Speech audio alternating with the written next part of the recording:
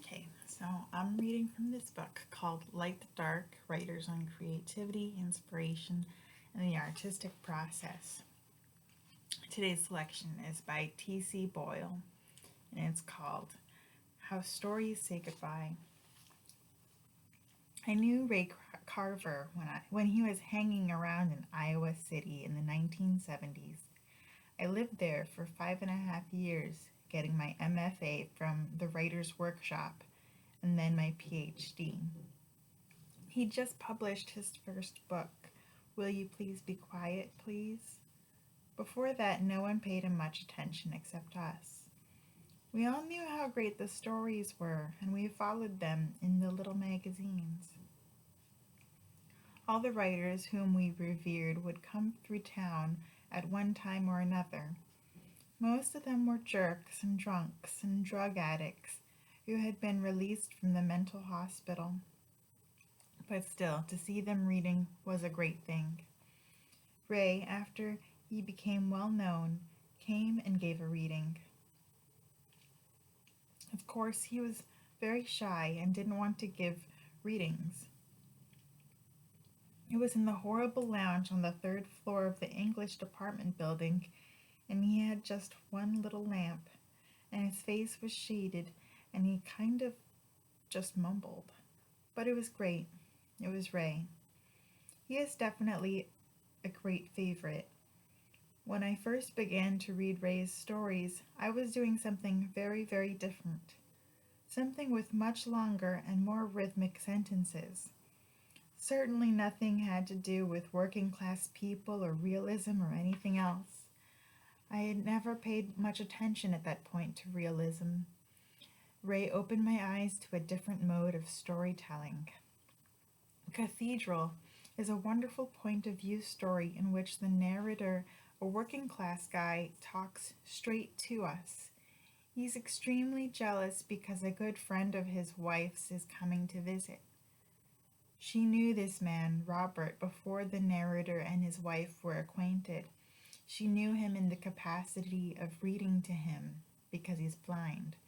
Our narrator, who isn't even named in the story, is prejudiced against the friend and makes detrimental comments about him. For instance, how preposterous is that Robert had never seen his wife, who had since died, whether she was beautiful or not, and whether she was wearing purple or red or mismatched clothes, the friend would have never have known. The narrator is groping toward an understanding of what being blind might be like, but in a very crude, antipathetic way. He depersonalizes the friend by referring to him as the blind man throughout the story.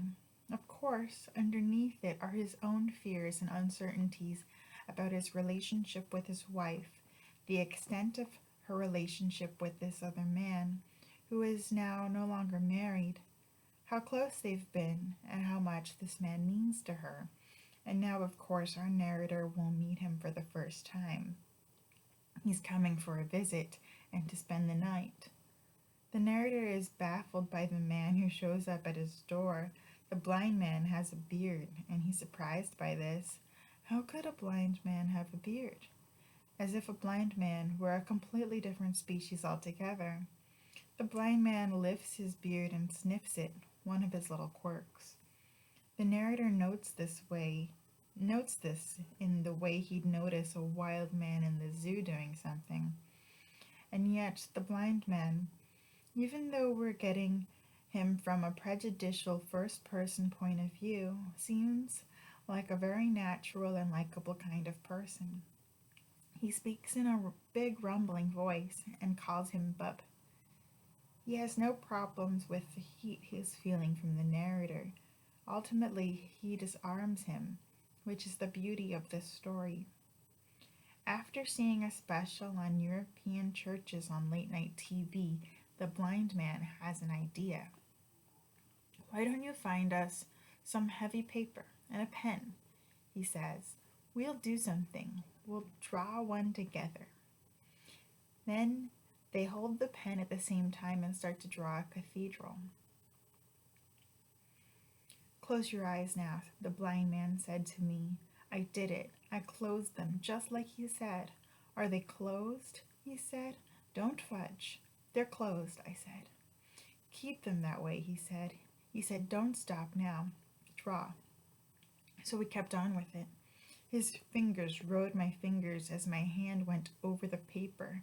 It was like nothing else in my life up to now. Then he said, I think that's it. I think you got it. He said, take a look. What do you think? But I had my eyes closed. I thought I'd keep them that way for a little longer. I thought it was something I ought to do. Well, he said, are you looking? My eyes were still closed. I was in my house. I knew that, but I didn't feel like I was inside anything. It's really something, I said. The story ends with the narrator refusing to open his eyes. He doesn't see the drawing, and the drawing probably isn't that great from the perspective of putting it on the wall in the art museum. But that's not what matters. The narrator, by keeping his eyes closed, is finally seeing the way the blind man does. What matters is the union between the two and the fact of making it, of making art, the way art can transcend their differences and make us mutual in some way. It's very complex, what is said in such a stripped back and simple form. At the same time, it's not like the world is suddenly a happy place, and we make a musical out of the end, and everyone gets up and sings and dances. After all, Robert is never referred to by name. He remains the blind man, even to the end of the story, and there's always a distance between them. The narrator has an experience he could never have dreamed of having, but for all this, the blind man remains the blind man, and not Robert. And yet, what matters is that anybody, especially somebody as prejudiced as this, can still have this wonderful moment. This story, like Carver's A Small Good Thing, makes a kind of metaphorical leap into a place that you could never imagine the story going. A lesser story might not have seen this or imagined this. Is it believable? Would it actually happen that these men would put their hands together and trace something? The author takes his care to convince us, and I buy it fully. And yet, if you think about it logically, in terms of the world we know, maybe it's unlikely. That makes this story all the more amazing and all the more unexpected. It would not have worked as well had he been sympathetic to the blind man from the beginning. Cathedral makes a leap that might not be entirely credible, and yet it seems perfect. It seems right. It transports the story to another arena. Every story is organic, and every story finds its own ending. And Ray's stories, like anyone else's, are varied in terms of how they find their endings. Personally, I love to find an ending that invites you back into the story rather than closes the story completely. That's what the last line does here. When the narrator says, it's really something, it tells us that he's feeling deeply, but it doesn't tell us what he's feeling. That's the beauty of the story. It's up to us to know what he's feeling. The reader wonders, well, what does that mean? How is that? And it draws you right back in. I think the best endings bring you back in rather than close things off with absolute finality. I'm not saying they necessarily have to be ambiguous, but we don't always need to know what happens when everyone wakes up tomorrow morning. Cathedral, in particular, couldn't go a beat beyond this. Maybe tomorrow the narrator will continue to be kind of a jerk. Or maybe he's going to found the Friends of the Blind Society. It doesn't matter. It remains mysterious. We don't know. And that brings us back in. When I start a story, I don't know what the ending will be in advance. I very much believe in working organically. That is, I don't know what the story will be or what's going to happen. As Flannery O'Connor said, she didn't know that the Bible salesman would steal Helga's leg until she got there. Even with an author whose work is as uniform as Ray's, each story is going to work in a different way, find its ending organically and its structure organically. This is the beauty of the art of fiction. As opposed to laying out an essay or writing a thriller, you remain open to the possibilities throughout the entire story. When they're lucky, the artist finds one line, one moment that brings it all together. It's hard to say how certain stories just punch us in the heart and the brain at the same time at the end. I suppose that's what we're all looking for. But each story has its own valence, its own way of saying goodbye to you. For my book, The Harder They Come, I had the title and the epigraph before I began writing. I discovered those in the process of research, of thinking and reading and singing things. These bare essentials give me a little framework, just enough structure to hang something on. From there, I see something and translate it into words and just follow it. I'm not saying it's a mystical experience necessarily, although there is certainly that element. At any juncture, you have 1,000 different choices as far as word choices, sentence choices, structure, the entrance of character, what characters will do. We've all had days when we're rewriting and it's frustrating and nothing happens. Then there are days when gloriously it all comes together and just flows out. Over time, your conscious brain discovers line by line, day by day, where it's going and what it is and why you're doing it. And if you're very lucky and very happy, you get to the end of a story like Cathedral. You make a magic leap, which opens the story out and then brings the reader back in to wonder about its themes and its characters and what it means. I only do one draft of everything, and that's it.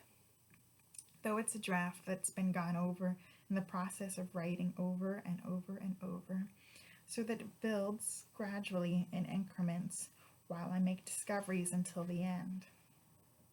I'm not the sort of writer who would shift structure or write scenes out of sequence or anything like that. It just kind of flows as one organic thing. And when I'm done, I give the novel a reread in 2 or 3 days, push the button, and send it off. Each time, it's different. Each story and each book finds its own way. I have a questing curiosity, stylistically and in terms of subject matter, although you could look back and see what my themes are and how they keep replaying in various books. While my natural line is longer than Ray's, I don't mind taking it up a little bit and trying different things. There are scenes in my first novel, whole chapters in which I write short, declarative sentences that can be very, very powerful. Ray had an influence on me in that way. I had never thought of writing a realistic story in that way before I read him, but I like to push myself to do different things. In my case, it's a mixed bag. I do anything I like. While Ray had his own territory, and that's where he stayed, and he was great at it. There are no rules. You do what you do.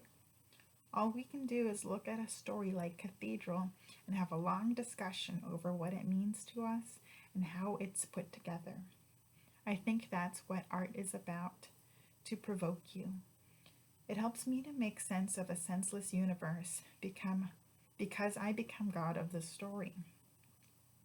I create it and I see it in all its lineaments in my own way, and I can control it in a world in which everything else is out of control. I'm sure all of us artists feel the same way about art, and this is why it's so vital to us. Okay, I hope you enjoyed that and you have a great rest of your day. Stay safe and sweet and all that.